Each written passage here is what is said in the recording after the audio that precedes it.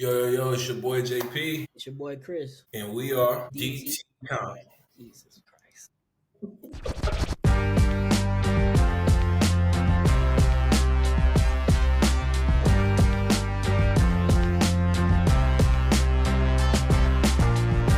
Welcome to the pod. Don't change your channel. Because this is Behind the Panel.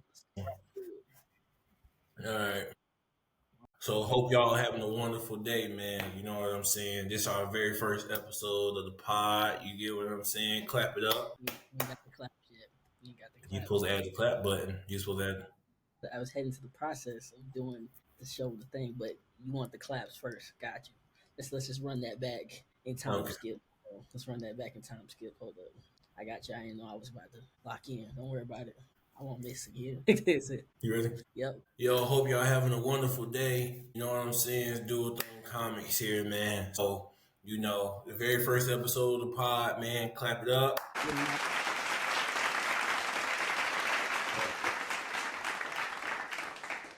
Hey, man, a lot of people been telling us, like make a pod and, do things like that to get the brand out there more. So, thought why not try it, man? First episode on, see how this goes. Hopefully, we have a few guests in the future, maybe, just stay tuned. And yeah, so y'all gonna get to know us. We gonna get to know y'all in these comments, man. Let us know what y'all thinking. Definitely. So today our topic is going to be the writing process. What's yours? Me and my brother Jordan JP here. We're gonna talk about our writing process, what we kind of go through in going through everything so y'all can see what's really behind the panel when we're talking. Saying greatness. Y'all want to know about these, so we're gonna tell you about them. Definitely. Yeah. So before we get started here, we're gonna line up. Basically, let's just talk about it. When I ask the question, "What's the writing process?" and "What's yours?" What's the first answer you really want to give when somebody asks you, "What's your writing process?" So my writing process is a lot of things. A lot of times I write like I take the stuff through my day to day life, like I think of myself more of like on the visionary side of things. So it's just like a lot of things like I just sit there and I see, my imagination gets to going, and then I can create a mini little world of characters and stuff. Like, I see in cinematic, I see in animation. And you know that as well because you be getting on me like about like, like bringing it down because I've been wanting a lot of stuff to just be more action, live action, and more like people. So that's my whole process.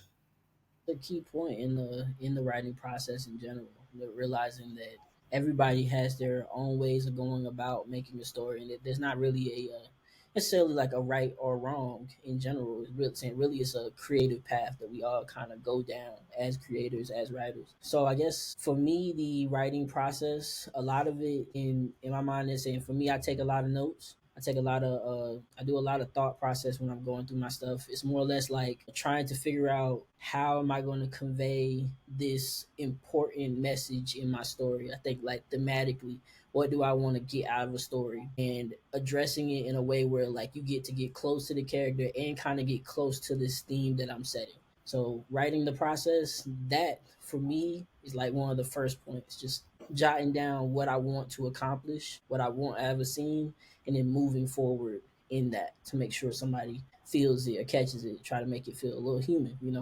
Yeah. Saying creative origins, I guess you could say, when it comes to your stories. Where do your ideas usually come from? Like dreams, conversations, music. So a lot of times it's music for me. Well, I'm not going like again with me being like so like with a cinematic brain and stuff like that. Like, music can really set my tone, especially for like a lot of characters that I have. You know it. Like I got a lot of scripts for animation, future episodes if we ever get series made and things like that. Like I got like a lot of key scenes, a lot of key moments that's like, the music would just fit right here for this moment. You know what I'm saying? Like I listen to all type of music. So that's why like my music taste and everything is just boom. It also helps me write stories because like I can write a whole like dramatic scene off segments, you know what I'm saying? I think what's the band called DJO, like In the Beginnings. When that song first dropped, like heavy, I was on that, Iron Kid and stuff, like, just listen to a lot of like different little bands and things of that nature. Like, like just doing stuff like that, like it can get me into those moments. And a lot of times it's the instrumental, it's not even the words, it's the instrumental.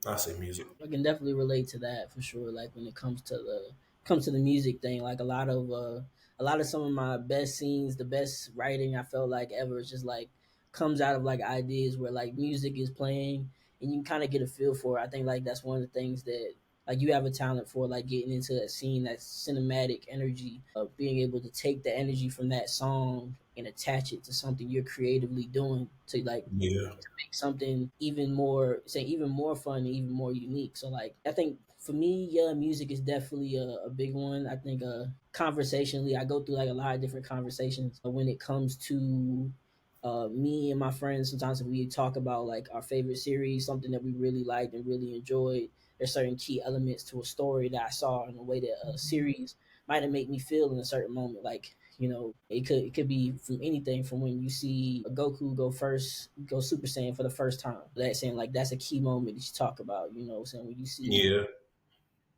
Naruto and Sasuke have their saying have their first face off.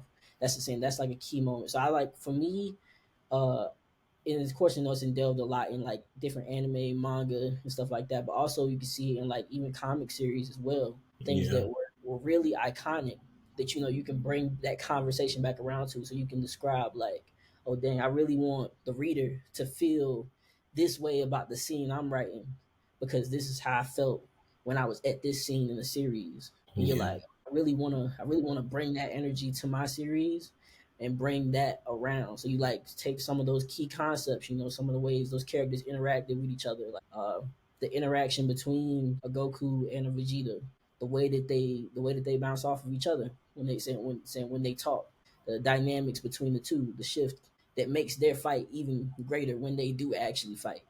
Yeah.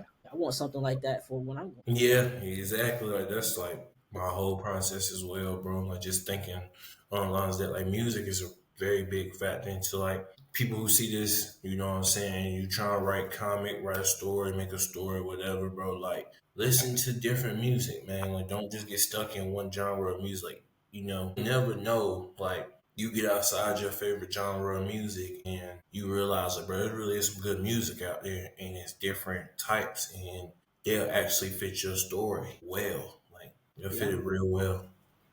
Yeah. I think one of the key things to touch on is that like as we're going through this journey and as we're like consistently doing a lot of like writing and revising and saying working on like creating like a very cohesive story in your perspective when you're writing, because you're writing a lot of like traditional comics. It's the saying, what would you say is different from writing a comic versus would you say tackling a manga? So for me, in a way, is like in a comic series, like for me, it's just so. Say for instance, I have this. Mm, So Iron Menace, anybody who's read Iron Menace, right? It's some traditional comic book. My very DTC's very first superhero, right? I made it, and it was just like making this compared to like Future Gods in a way or Toa, because Future Gods is it can be seen as like a manga in a sense if you want it to be. Toa is now, what I'm saying, a manga, and it was just like it was kind of like hard trying to separate like the difference because we both like both. You know what I'm saying? A lot of people like both. But it's like, I read more comics. So it was just like, but I watched more anime at the time. That makes sense. So a lot of times a lot of my characters in Future Gods technically wouldn't be looked at as superheroes. You know what I'm saying? Like Alex, KB, JD, you know what I'm saying? Joseph, those guys like that. So they wouldn't be more looked at as like, and that's where like when Our Minutes came along, I had found my way, I had found my path because originally the middle story that helped me to write Out of the Menace was Omega Eons because I had to start off writing supervillains first. And so that with me making villains, that helped me to be able to make my very first hero because I needed that in a sense. You know what I'm saying? My favorite characters always been like supervillain characters and stuff. So it's just like, writing my own supervillains or like, anti-heroes, you know what I'm saying? Because the team really only has one supervillain on the team. I can't tell nobody who the supervillain on the team is. All the rest of them are really anti-heroes, but they are a team. And with making this team, that's how I end up being able to make Our Menace as a hero. So yeah, it's just like the difference in it was just like separating the characters. I feel like Yeah. in the story. I could definitely see where you're coming from, like in a perspective, like creating a different medium, like trying to emulate like what type of story like you're trying to write. And I see a lot of it, like even when I first started Toa Rising, saying this is one of the hoodies that we have, just in general for the Toa Rising series. We also have a few for Hourly Minutes, Omega Eons, Future Guys, and just like the DTC fit you can see my brother wearing right now. But I Copy. to say definitely, yes, sir. But like a lot of writing, I felt like in like manga, like when I went from a comic to a manga, I had to like somewhat shift my perspective, and I started to kind of think outside of like the color, like saying like so Yeah. like saying so a lot of action in comics. There's a lot of like action and like a burst of colors that you can see and get all of the action a lot on that page. And for sometimes you're like, and this is it's so much going through, and then you see like what manga does. It uses some of that black and white in like a simplistic type of way, where like some panels don't even have a background. There's not even a Yeah. background. It requires a lot of more, like you get more into the character depth of that character, and you're like following them somewhat like a story. So saying so, I had to kind of write on a different sense, like writing more towards just the story in general, getting people to kind of like follow the path of that character to see a little bit more about the situation that's happening going around, to where like you can picture the environment once I establish the shot, and then it focuses in on the two characters having their interaction and moving forward with the story. I Yep. think just in general, when you're writing a comic versus writing a manga, a lot of the stuff that really remains the same is like you have a message. There's something that you really want to get across in a page, Yeah. and that is true of writing in general. And though they practice it differently, comics and manga, they're saying they're different, yet they're also the same in a lot of ways. You can find somebody that's a fan of a comic, same way they can be a fan of a manga. Just giving each one of them a try, you'll find that both of them have their own niche style, to the point where you're like, well, I can enjoy a good comic, I can enjoy a good manga, and writing it both sides is, I feel like, like just it's a path where you have to just want to learn how to communicate. I think another thing would be when it comes to this process, because I actually had some friends who asked me about this before, when Yeah. it comes to DT comics in general, and they were like, hey, y'all should speak on that. And I'm like, you know what, I'm gonna tell my brother, we're going to talk about this unique perspective that we have as writers. And the thing is that we don't really tap into it too much, but we're gonna try and tap into it today. As solo writers, being writers, how detailed do we get into like creating the dialogue, creating the descriptions? How much do we leave up to artists? And what's our process for finding an artist? And what's, our, what's our process for finding an artist? And Yo. everybody that's out there that wants to know, how do you get an artist? Let us tell you. I mean, I don't even know where to begin, man. Bro, trust me. Like the artists that we have, shout out to Simo, shout out to Oswaldo, man. You know what I'm saying? What's up, Great Dan? artists. You know what I'm saying? Great artists, bro. They bought a lot of they bought every vision I've had to like Simo. Simo's my artist on Future Gods. He's also my artist on Omega Eons. He's also going to be the artist on God's Kunai, and he's also the artist on. Yeah, no, yeah, that's the three. I said Omega Eons, right? Yeah, yeah, Yeah. So Simo has a lot of work, man. Like Future Gods, Mega Eons, God's Kunai, you know what I'm saying? Oswaldo, you know what I'm saying? The artist for Hourly Menace, Resonance, you know what I'm saying? Right now, those are the 5 issues that we have coming out. A lot of y'all probably seen the Resonance clips and trailers, so I know. Yeah. And so one thing I would say about finding an artist is, the easy part. That's the easiest part. Is finding artists. Artists everywhere, y'all. Like everywhere there are artists. But there's so few that can actually bring your creativity to life or bring it how you see it to life. Because everybody doesn't draw the same. Everybody doesn't draw the same. There's artists who cost a lot and don't have good work. There's artists who cost less than the artists I was just talking about and have a great work. There's artists who cost a lot and have a high tier. I say the main thing is know your pockets, right? Don't count nobody else's pockets. Don't stretch yourself thin. You know what I'm saying? Know your pockets, right? Set yourself a budget. Right? Try and talk with these artists on deals and things like that. Cause say for instance, you got a series, right? You got a series going on. Try and talk them into a deal because that's multiple books that's going to be coming out, which means that's constant pay. A lot of them are just looking for constant pay. Some of them could be one offs. You got a Yeah. series going. You got a vision and a series going. Yes, that means they have constant, steady work. Try and get them. You know what I'm saying, on something like that. Like it's like, all right, boom, this book is coming out, and yeah, it's gonna take them up 2 months, 3 months, probably finish the book. You know what I'm saying? So it's like you have time to stack some bread. Like it may take them a little bit longer because they got other commissions, but it's just like hey, know your budget. And as a writer, when you putting that stuff in the comic panel format for your artists, be as detailed as you can. Because again, they don't see what you see. What you seeing is up here. Can't nobody see that but you. So when you send it out to an artist, and I say like, all right, boom, panel page one, panel one. It needs to have, you know what I'm saying? You read Future Gods 1. I went in so much detail to the point where my artist, all he had to do was just put characters side by one another. That's it. That's all he had to do because the detail of it was that deep. I knew where I wanted this person to be. I knew where I wanted this person to be. Even to the ones where you can't hardly like see their face. I know exactly who they are because I did that. And you have to do that. You know what I'm saying? Because your art, you can give your artist some free reign. Because some of them, after a while, they'll pick up like your style and what you're kind of putting down. So after a while, you'll be good.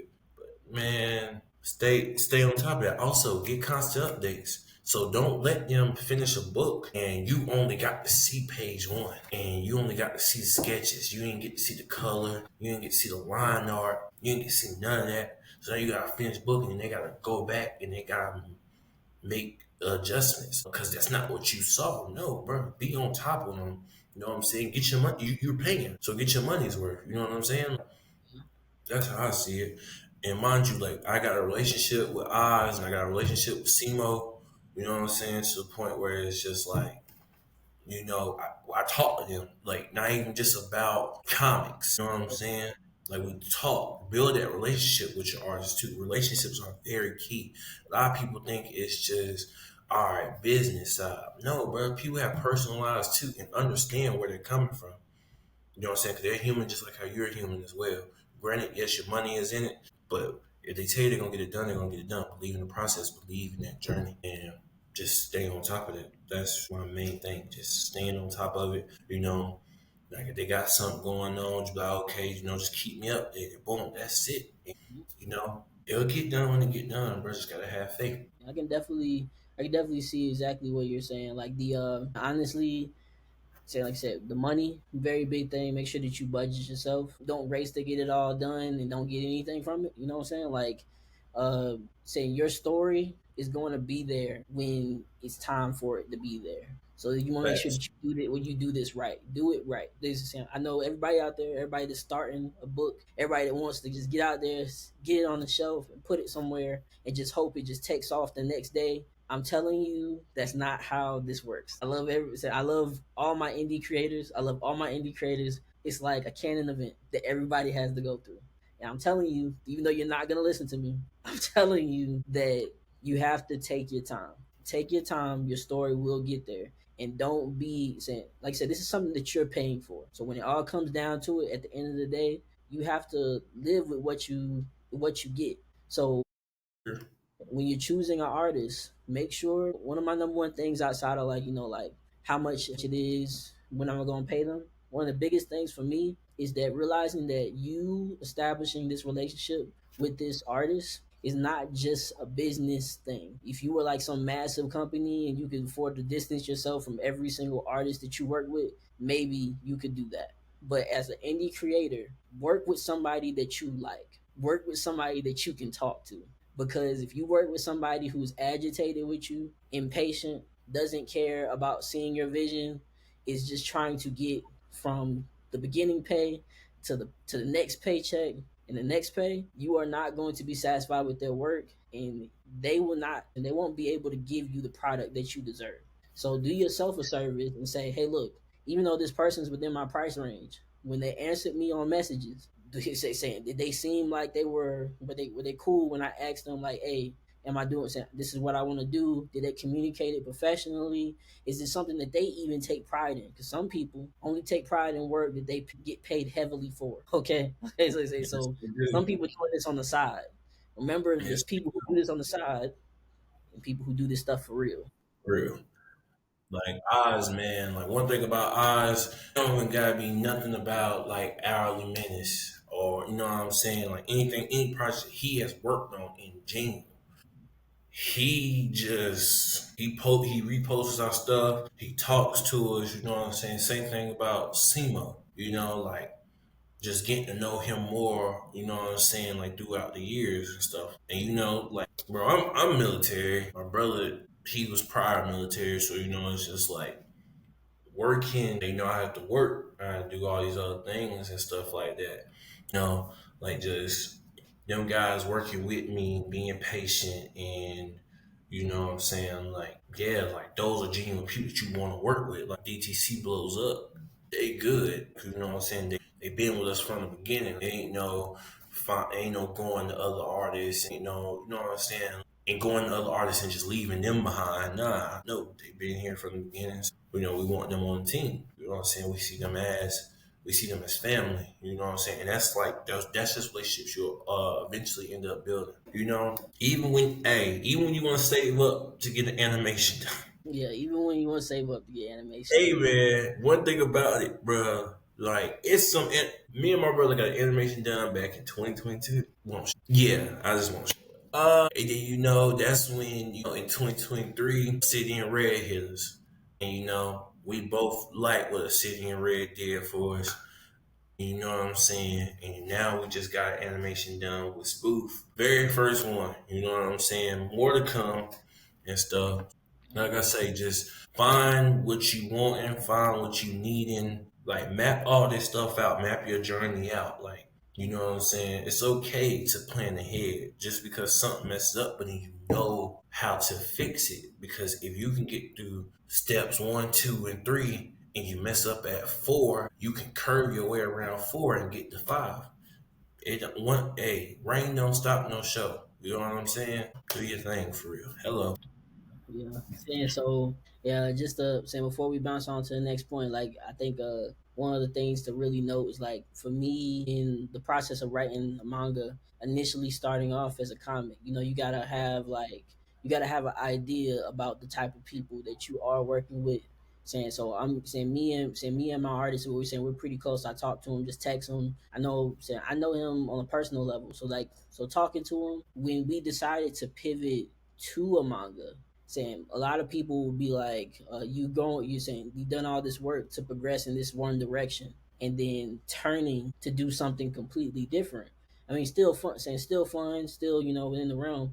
But I got to watch in a unique perspective my artist grow from the art that he once did to the art that he's currently at. So like a lot of times we get crazy compliments on the art. And it's a unique perspective because I can see it. I'll be like, yo, you didn't see what happened last year. Last year, we were still great. We were still great. But everybody has so much room to get better. And saying that's inevitably going to happen, especially if you're working like an indie space and people trying to create a name for themselves. As a artist, like saying you see him, and I'm so proud of my artist Daniel Pellet Jr. so y'all can see that he's grown so much as an artist to the point where half the time I'm talking about something, I put something down on a page. Like you said, when you do your dialogue and you do your paneling and you put everything in the scene, there's certain things I don't even have to really ask. I don't even have to really say. So he was like, "Oh yeah, I saw what you were saying." I can tell he can kind of see what I'm saying because we've worked for so long to the point where there's certain things it makes the process a little bit faster. I'm very detailed in communicating what I want, like I said, when I do scripts and whatever whatnot. So that's important, and he's already conveyed to me about how, like, he appreciates that as an artist because other people previously that he may have worked with at some point period of time, people, you run across it, may not deliver that same level of care with their work. So Yeah. put everything that you are into your work, and then somebody else can see it and they'll appreciate it because they'll be like, dang, you know what? Like JP, hey man, you really put this out on the page for me. Nobody's ever put it down like on the paper this way, to where I don't have to worry about every little minute thing, like setting up the panels, who's in the background, who's left and who's right. If you can see it in your head, give it to your artist. Don't hold that information. It's gonna cost you an extra day. You keep playing around. It's gonna cost you an extra day.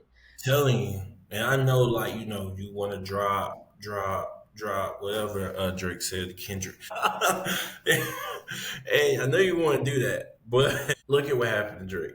It's okay to wait. You know what I'm saying? Don't rush. Don't rush. All right? It's okay. But the next thing, I guess, saying, have you ever scrapped an entire idea Oh midway yes, through?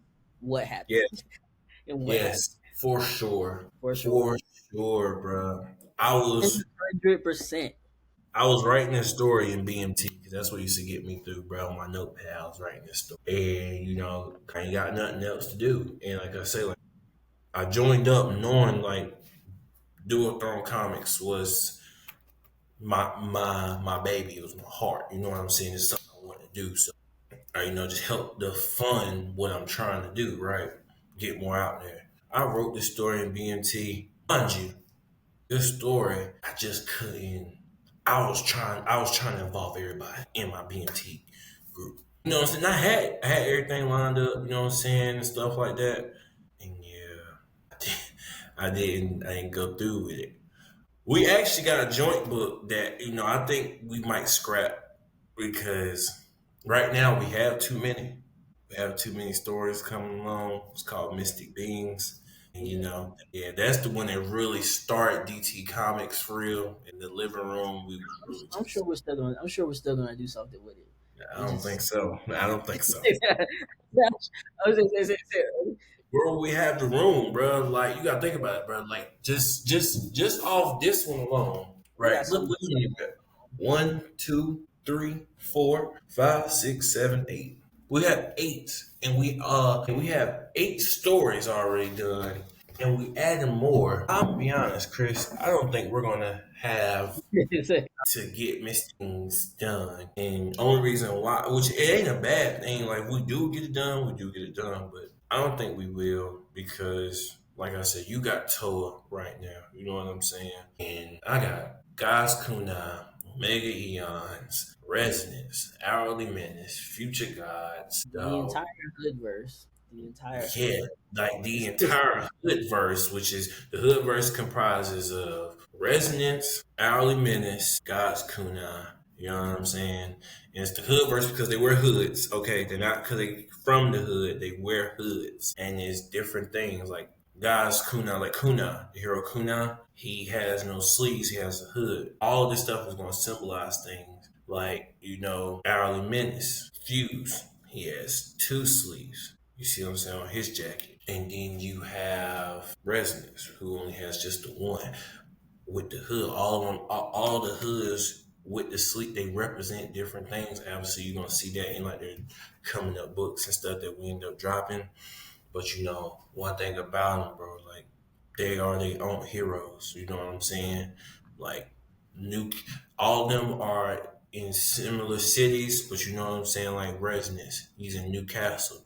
Like when you guys get the Newcastle lockdown, like you're gonna love Newcastle lockdown, dog.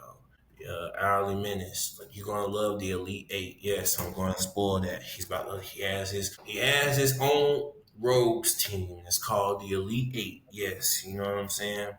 Like, and then Kuna, you know what I'm saying? Like his journey of, you know what I'm saying, being a disciple of God, you know what I'm saying? Like it's just the weapon is, and you know, his whole journey of coming from, like, you know what I'm saying, his background, his story, his life to, you know what I'm saying, being up there with the up there. It's like when the stories really unveil themselves, you want to see like why I got them this way, and also their little teams that they're going to get. Man, like, you're going to see it. But Hourly Menace starts the hood verse, and it's after his first fight with the Elite Eight is when you're going to meet Resonance and you're going to meet Kuna. I can share that. How it happens, just wait and see. But after his first fight with the Elite Eight and the trials and tribulations that Peyton, also known as Fuse, goes through, y'all gonna want to be there for it, man, because it's so much stuff connected to the point where it's just like you're going to see. You're going to see. Also, stay tuned because I want y'all to see who the real Hourly Menace is. You know what I'm saying? Who's Yeah. the Menace Hourly?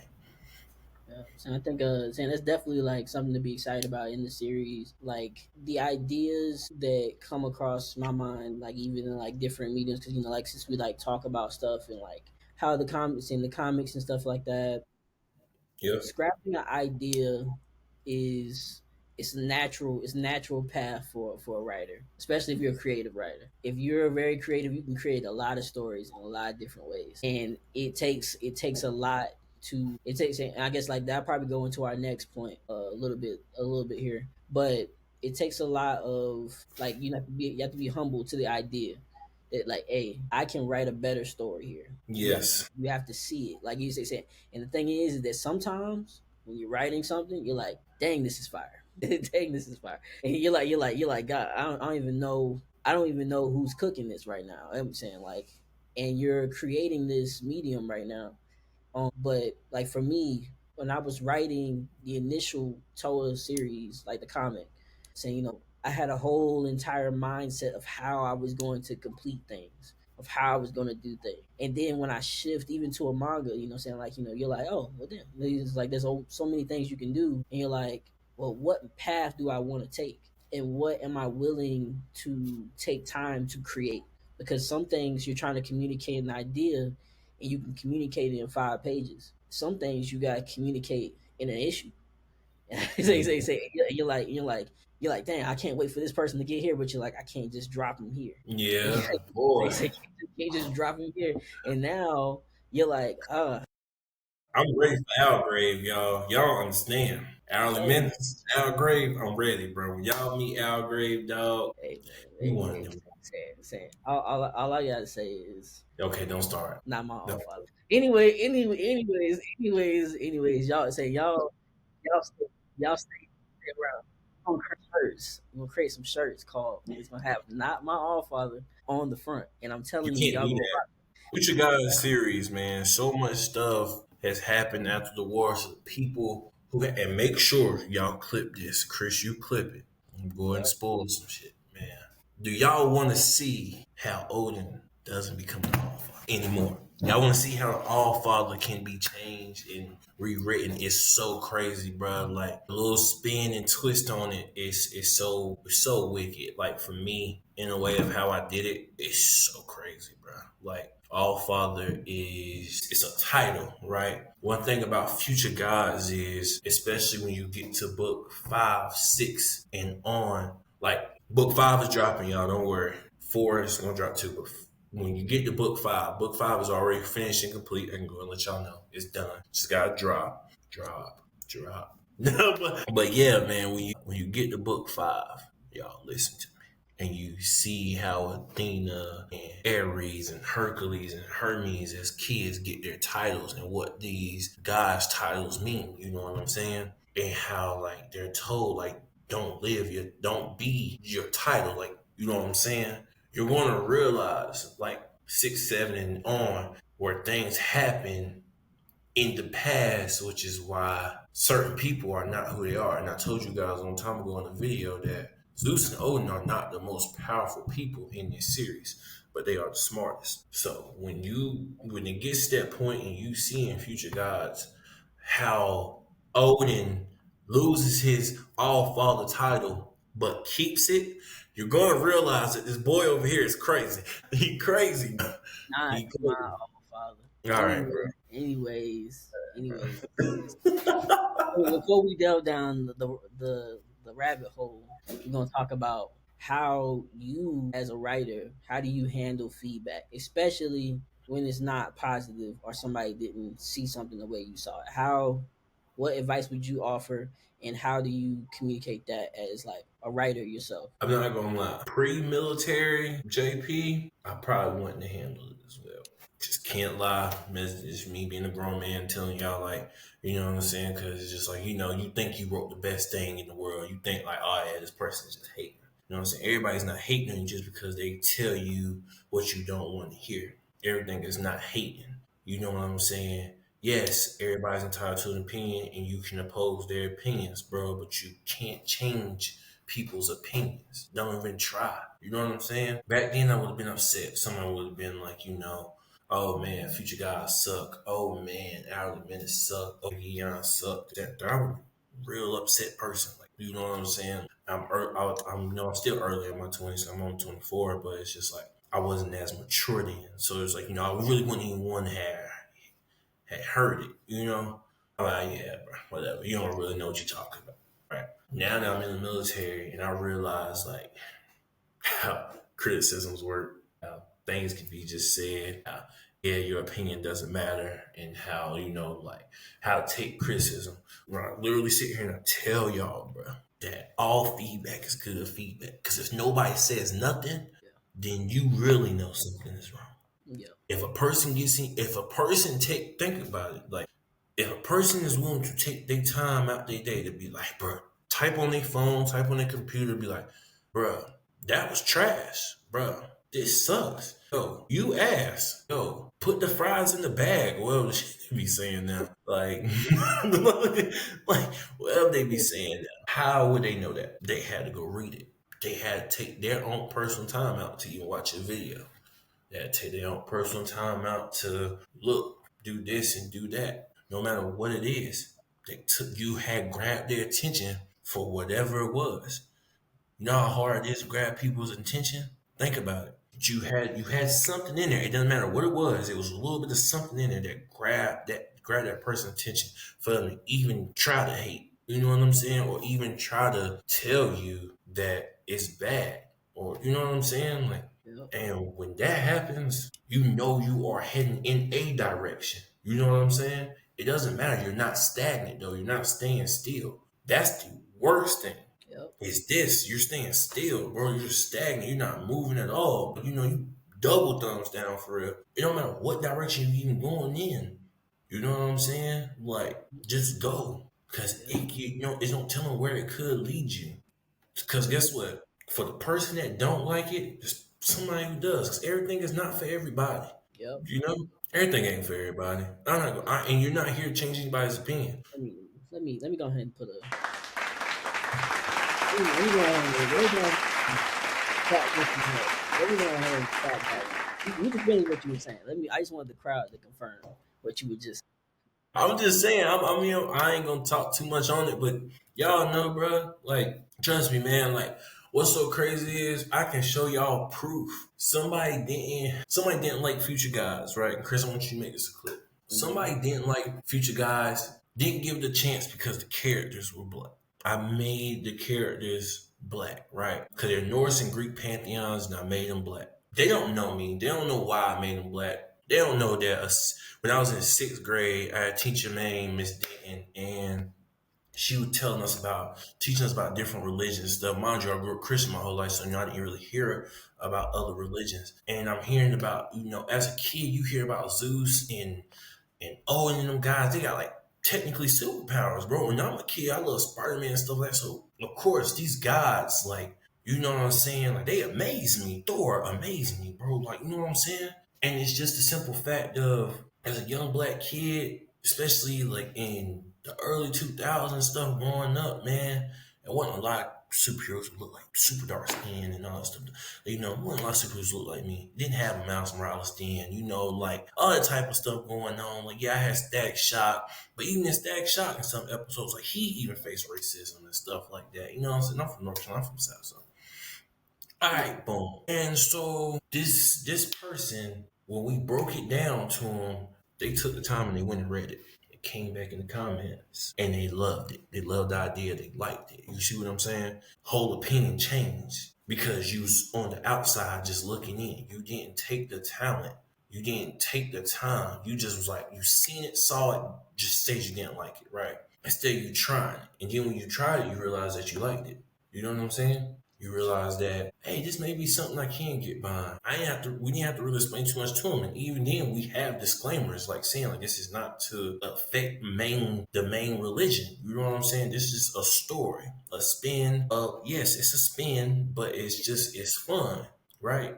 Like you know what I'm saying? Yeah, just communicating. Saying it's a Mm-hmm. fictitious story. Is it saying? Sounds like some of y'all don't know how to have fun these days. If y'all gonna write a story that's fun for you to write. If you're saying whatever creativity that you have, saying you can pull it together, you can see it, and you're communicating that to a broader audience. And don't be afraid to be yourself. You're doing something that you really like to do, and you want to do it for life. Like a lot of people, you go into spaces, you see creators, you see writers, and they tell you, they be like, "Oh yeah, man, if I could just write my comics, draw my comics for the rest of my days, I'd be happy. If I could just write my Mm-hmm. story, my novel, I'd be happy." And the thing is that you are creating this. You are creating this. So somebody gives you some type of feedback, whether or not, it's only supposed to take you in one place. If somebody says your story is bad and it knocks you off of your horse and you drop the pen and you give away your iPad and you do everything else, this probably wasn't for you to begin with. Yeah. It wasn't for you to begin with. You didn't love it like you said you did, and that's okay because some people have to go through it. But remember that everybody's feedback. People are gonna have their own opinions. Yes, some people gonna like your story. Some people gonna love your story. Some people gonna hate your story. Some people gonna troll your story. And remember, everybody's going through something in life. So remember that feedback in itself is just in general the word itself. It's feedback. Somebody's giving you something. You fed them something, they fed you something back. That's Right. all that is to it. They're saying there's nothing else. Don't take saying little grain of salt. That's it. Now how you apply that is up to you. How you take their feedback and their critique. If they gave you something honorable, something where they were able to point out reference to how this works in a successful story, how this in itself makes you great. Like, like, or they're pointing out something, a flaw that they felt like you could have emphasized on. You take that and you can apply it to what you do. Yeah. Or see it yourself. You're like, oh, I get where you're coming from. I just wanted to communicate this message. There's a different way to tell your story. But only somebody like you, only you can tell the story, can tell your story. Yeah. So remember that. Like saying, no matter how many times somebody tells you you're not doing something right, doing something wrong, remember where it's coming from. Some people are giving you feedback. Not everybody who's a reviewer is actually good at like the stuff that they're doing. Not everybody who actually is able to give you, they claim that they have all these accolades, can tell you all the answers. Because the greatest people in the game have editors.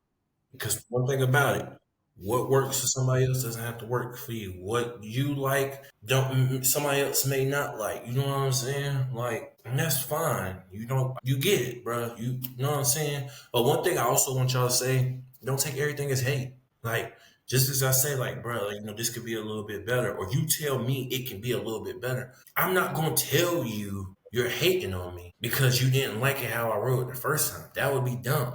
You know what I'm saying? 9 times out of 10, like this video here we're making, y'all didn't tell us to make. Oh, y'all want us to do a podcast, but y'all not telling us how to structure the podcast. So if y'all don't like how we structure it, like you know what I'm saying, and you telling us like, hey, bro, like hey, you should go get a ring light, or try to cut like the dim down, things like that that we see and we notice. So it's our first time doing this, so boom. I'm not gonna be like, hey, bro, this man hating or this girl hating. Yeah, like you hating because the light didn't. No, bro, you're helping.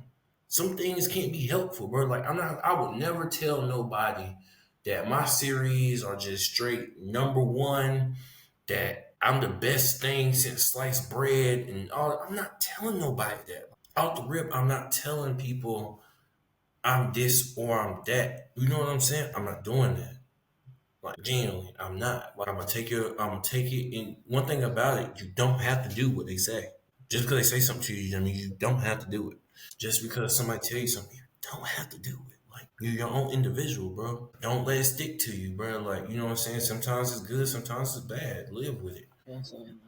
And I guess moving on to the next point would be how do you deal with writer's block or burnout in general? If you experience it, if you don't experience That's why I have a lot of stories written now, it. different characters, different things like that. Because if I get writer's block on one, I'll just go right on the other. Like it's been times where like sometimes I catch a flow, I catch a mean flow, bro. Like for the people who have worked with me and y'all see this video, or y'all done see me, right? I put my headphones on, boom, boom, well, dude, I'm typing with it, and I'm getting it all and I wrote like probably 3, 4 books in the 8 hour, 12 hour shift that we're working.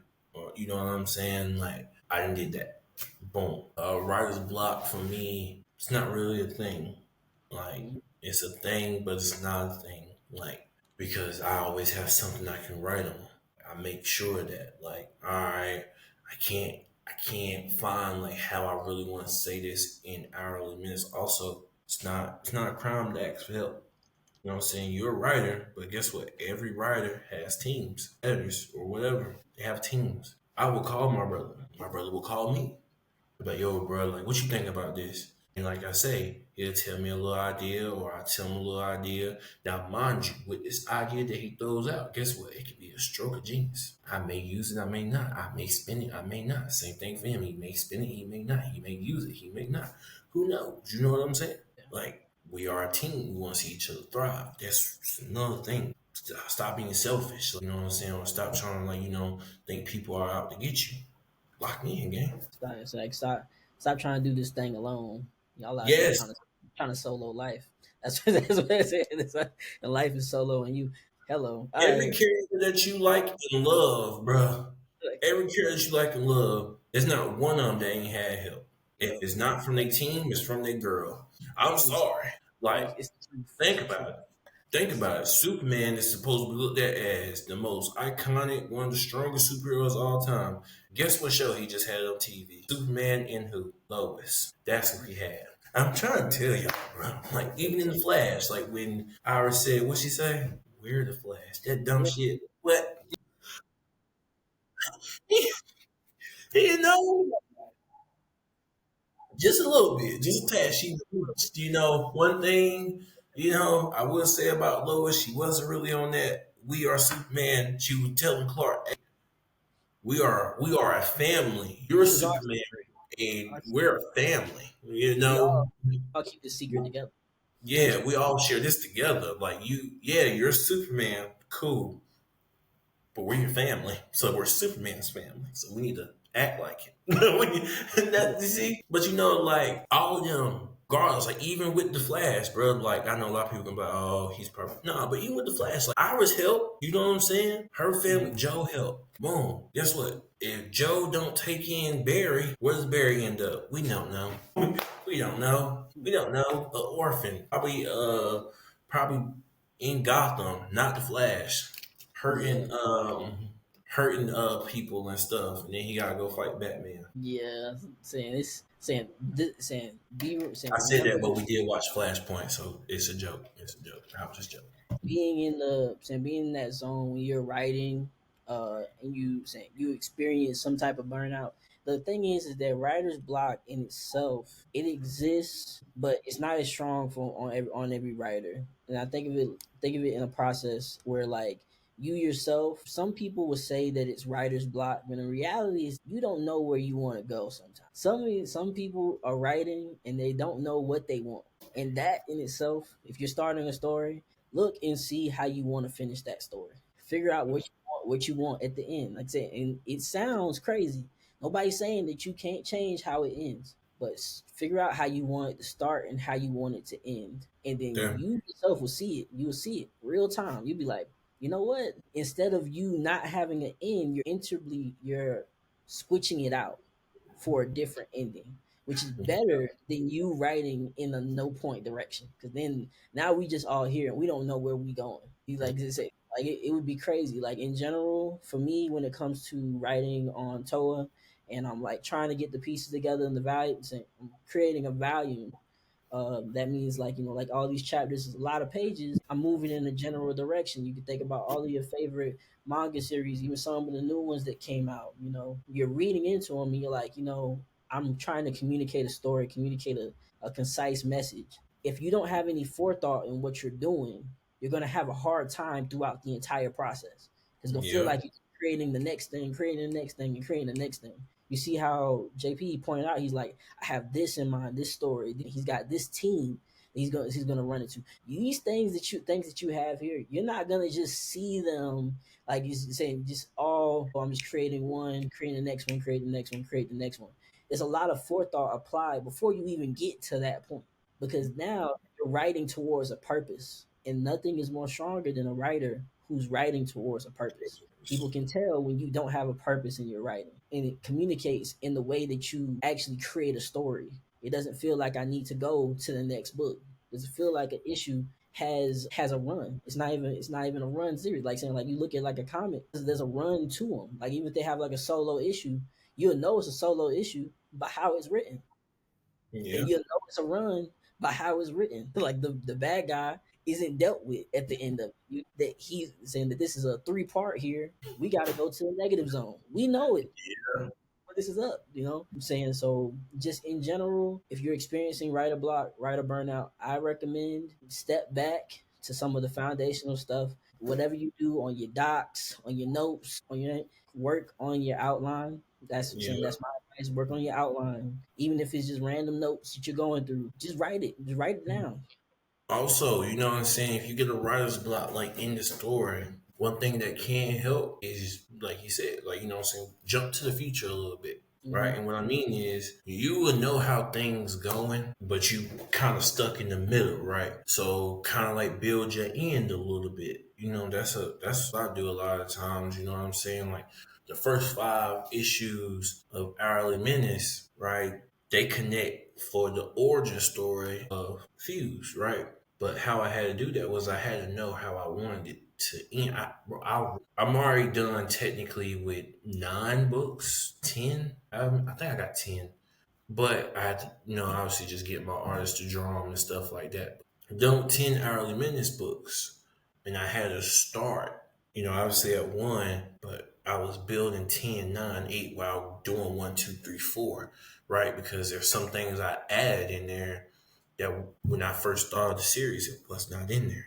Like, you know what I'm saying? So it can meet eventually, right? Just building that, just building along with that. Like, just build your world up, just building your characters and all that stuff. And I know, bro, a lot of stuff has been done. So that's what I know a lot of writers block coming to because you're not trying to be so cliche. You're not trying to be so regular. You know what I'm saying? Like you're not trying to like when people read it, I can tell where this is going, or I know how this is going to play out and stuff like that. Like you, good thing with that. That's what's gonna make them bite.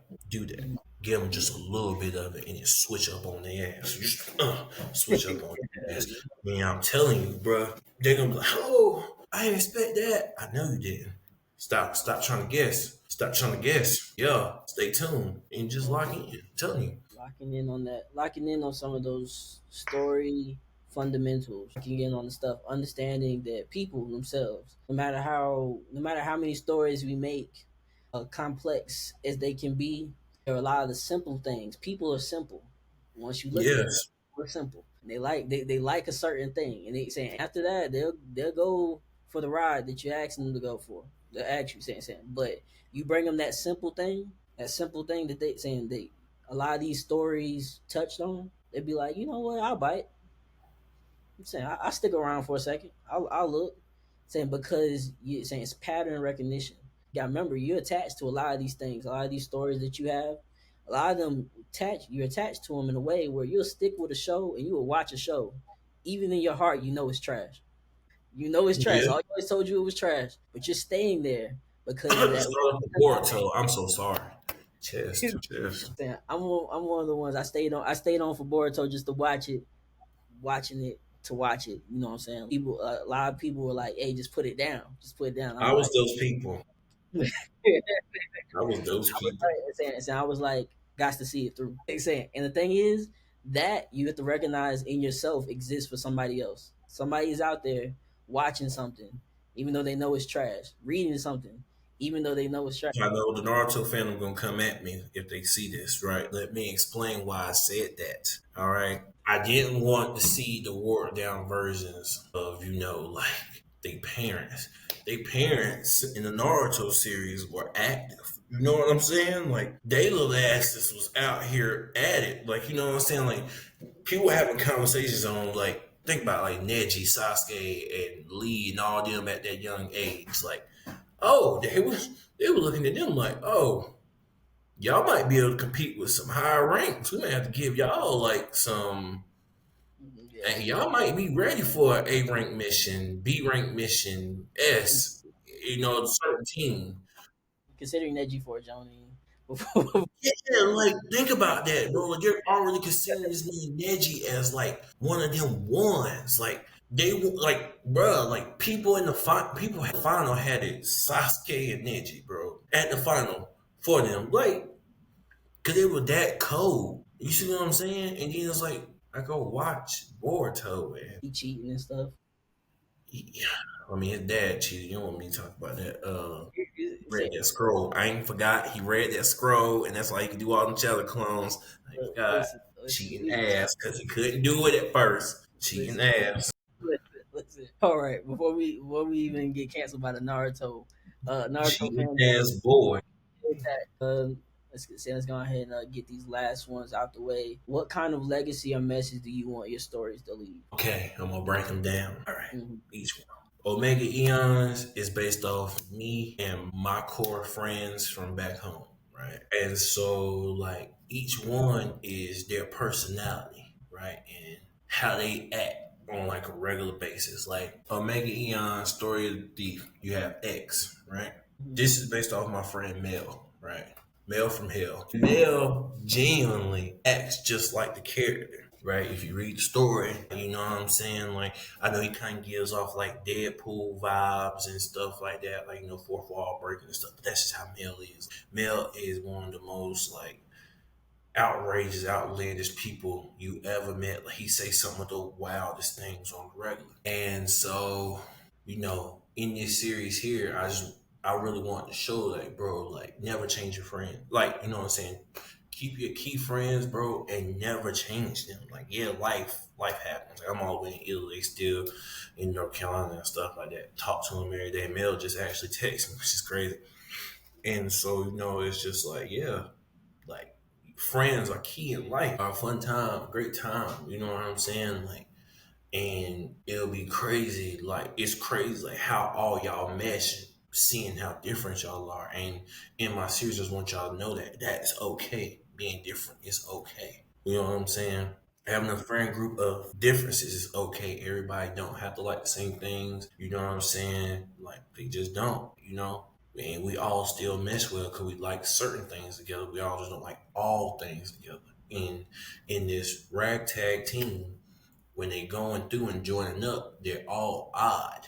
Like they're all like so odd that like they're outcast. Just like, you know what I'm saying? Like they're not what you would think to be of a team. And they actually form one. And then I'm gonna go move on to Future Gods. Future Gods is a series based off me and actually my family, right? Couple friends, like old friends, stuff here and there, but they're actually based off, yeah, me and my friends and family. And so it's just also, I'm not gonna lie, it's kind of like I kind of look at it as like my dad's side versus my mom's side, closer to my mom's side, right? And I got my dad's peoples. And in this series, bro, it's like it's both of my like Odin and Zeus are both of my grandddads. And I'm not gonna lie to nobody, like the inspiration for both of them come from both of my grandfathers. RP to both. But they came from both of them. Zeus being nice, being humble, being, you know what I'm saying, trying to keep the peace is something that when my granddad used to be in the house, like my grandpa died. bro. That man, that man there, bro. Like he loved to keep the peace. He ain't like yelling. You know, I was a bad kid. You know, I used to run around. You know, what I'm saying, get in trouble. All of us. And, you know, it stopped us from getting whoopings a couple times and stuff. You know, breaking something. You ain't gotta beat them. You ain't gotta beat them, bro. You know, things like that. Trying to keep the peace of this family, right? And again, by the way, this is Zeus. This is Odin. Odin, on the other hand, is more ruthless, more aggressive, more lead by force than anything. That's my grandpa Fred to the T. He ain't play around. He ain't mess no games, bro. Like he wasn't with that. And so all of them just kind of like fall down under. And so Alex, right? He is kind of sort of based on me, but I'm gonna say it now. He looks like it, but he is not the main character of the series. He's not the main character of Future Gods, right? And so, yeah, he's Greek and he's Norse blood. It's based off my family, right? And how crazy they all are. You know what I'm saying? And how I would know that deep down they would not want to mesh together. You know, because it would be it's so many differences. It's so much going on that yeah, like leaving each other alone would be best, right? Hourly Minutes is based off my my journey in life. And so, like, if you notice, this is it was supposed to be like his Leatherman jacket, right? Now, obviously, we didn't really have like Leatherman jackets in East Bladen, but we had like little coats with the Eagles on them, so it's technically like a little jacket or whatever. And so, you see the football being played and stuff like that. And you know me, I played college ball as well, Allen Hancock College. My dream was to go to the league and stuff like that, but that was cut short because, you know, I obviously had neck surgery at a early on in my career, so that's not likely in a sense. You know what I'm saying? If I'm having a surgery like that, I don't want to continue to play.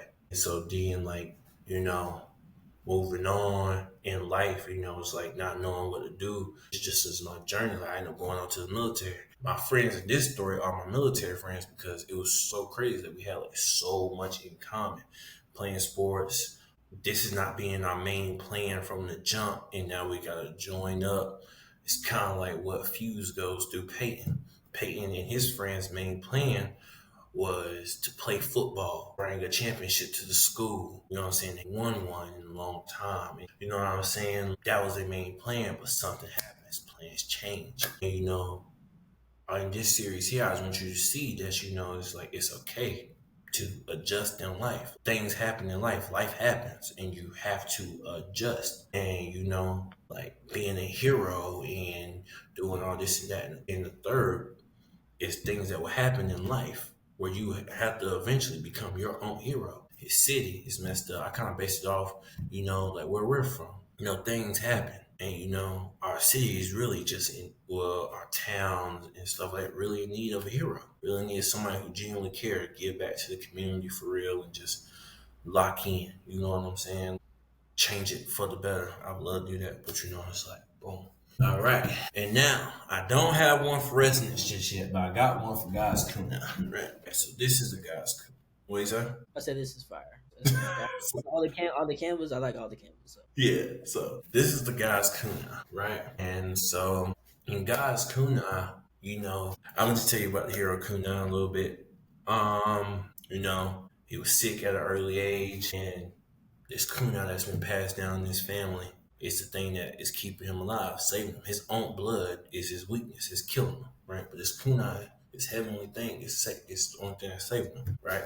With this series here, I wrote it because, you know, my faith is big in God, right? So you know, if y'all believe in God, you know what I'm saying. Again, I don't judge who you believe in. I don't care. I judge your character. I don't care about what or who you believe in. If you're a good person, I'll rock with you. You don't believe in nothing, I don't care. And I got people, got friends, got family still. I don't believe anything. So you ain't gotta believe in Christianity to read this story. You ain't gotta believe. You know what I'm saying? Like, you don't gotta do any of that. But also, you know, just to tell you that Ken is a person who is a Christian who grew up Christian, but his life and the life that was dealt to him is what turned him away from following God's path. That's a Ken, right? That's a Kuna's older brother, Amari, which is Kuna's name. That's his older brother, Ken. And you know what I'm saying? Basically, a king is one of the most powerful beings in the hood verse, right? He's one of the most powerful beings. And with that being said, he comes back for his family because again, you know what you only believe in what you know a lot of times, and you know you believe in your family. He believes in his family. He actually gives his brother the kuna, which y'all will eventually see. He's the one that saved his own brother's life. In the process, again, having being dealt a bad hand in life, but being dealt a bad hand in life, you know, a lot of times you will turn away from God. You will turn away from things like that. You know what I'm saying? Like, look at things going on in the world. A lot of people be like, "Does God really exist? And why would He?" And let this happen if he does, if he's supposed to be all loving and things of that nature. And it's just to show that, you know, like corruption is everywhere, evil is everywhere, bro. Like no matter what you believe in, no matter what you do, like there's nothing that can change that in a sense because you are of your own free will. And that's kind of what this series is basically saying, like your choices matter, your life matters, no matter what hand you're being dealt, it matters. So, and I'm going to let my brother. Right. I'm gonna let my brother now pass this on to y'all while I hold it. I'm gonna let my brother answer this. All right, so in the sense, so what you're seeing right now, that's a Canva for Toa Rising. Saying the manga, we're talking about the what kind of message I guess I wanted to communicate in this series, and the message is it's a little bit more how you say it, because I didn't necessarily write from like all the perspectives of everything I was going through or anything like that. Though sometimes I do see myself sometimes reflected in the series or people I've come across in life, just in general. But I think one of the biggest messages I wanted to give the people, and it's like a gift to everybody else. Like you, when you go through the story, as you're looking through it, thematically, the theme of the story is that greatness is alive and well in every person. Okay, that's saying that's saying that from saying because in the series there's a division between two sets of people, and it was on set by people saying basically there's these things called divine pacts, and these divine pacts basically have the ability to kind of reshape the world like divinely, like they invoke and force limitations upon people. And it's one of the limitations that were created because the head groups and stuff like that, once you have a person that's named Oa is the person who created the first pack. Nobody knows what the first pack was, but the thing we know about these packs is that they're only limited by their predecessors. So the first pack can't be changed, the second pack can't be changed, third pack can't be changed. So how do we make change even when we don't see that change in the reality of the world that we have? Do we forge ahead and create a new pack? Or do we create a world for ourselves where we don't need divine things to make these changes? We challenge each other as human beings to be better instead of relying on other methods. That's where you're gonna see where you see a divide between the people, where now you have people who are considered great born and people who are considered nameless. And there are people who you're gonna see in the series, you're gonna be like, dang, these guys need to be making their way on the path to Oa to become Oa, because the person who becomes Oa essentially gets to create the next pack. But the fun thing you learn in chapter one, once y'all tune in and stuff like that, y'all go in there, y'all get to see it. Y'all get to see like all of the great stuff where I'm talking about like the divine pack, saying like how it actually comes through for people and the means upon which somebody can create a divine pack. And pardon my brother over here. They said, but yeah, like that's it saying I bet it. thematically, everybody has greatness inside of them, and you underestimate that every single day. You can be what you are wants and what you want to be, and don't let anybody else tell you otherwise. Because there's a gift that you have as a person, and it's not even speaking to the fate. But if I can speak in the faith, speaking to the faith that greatness exists inside of you and every person to your left and to your right. And that's what you're gonna see in the story. Greatness happening for everybody. That's what Dual Throne Comics is about, ladies and gentlemen. Yep. Any person to the right of you, to the left of you, in front of you, behind you, across the world from you, y'all all the same, bro. You're people. You know what I'm saying? Like you're human. You get what I'm saying? You gotta treat each other as such for real though. You're human. Like there's no ifs, ands, buts about it. Like that's love. Be one with one another. Like just you know, don't treat nobody bad. Don't switch up. You know, be a genuine person. Be a genuine human being, bro. I'm telling you, like that's all DTC really is, bro. It's like we're all the same. Like you know what I'm saying? I'm not better than you. You're not better than me. I'm not better than my brother. My brother's not better than me. Like we're all a team. We're all one. Like everybody's welcome, bro. I don't care what walk of life you come from. I don't care what you've done. Like you know what I'm saying, bro. Here is a safe space. You're safe, bro. Come read the comics, enjoy, thrive, bro. Like you know what I'm saying. There's room in the Tell you kingdom for what, everybody. you know what you say. So there's room in the kingdom for everybody. You know what I'm saying? Room and kingdom for everybody. And guess what? We're all knights, bro. These stories are the kings and queens. We're all just the knights, dog. I'm just letting you know. But yeah, this is so this is where we're gonna set our ending out. We're gonna say I appreciate everybody for tuning in to DT Comics behind the panel. You know, right? Saying we talked about our writing process today. Y'all let us know in the comments what you think. I know we've been doing a lot. We like saying we go in a lot of different spaces, a lot of different, but we're working on it. We're Oh, working on this to go crazy right now. We're looking to get started and be as creative as possible. Y'all be patient with us as we continue to dive behind the panel. We catch y'all later. I'm Chris, I'm JP team and this is. behind the. Okay. We're gonna figure out how we do the ending. DT's comics behind the panel. Peace. Peace.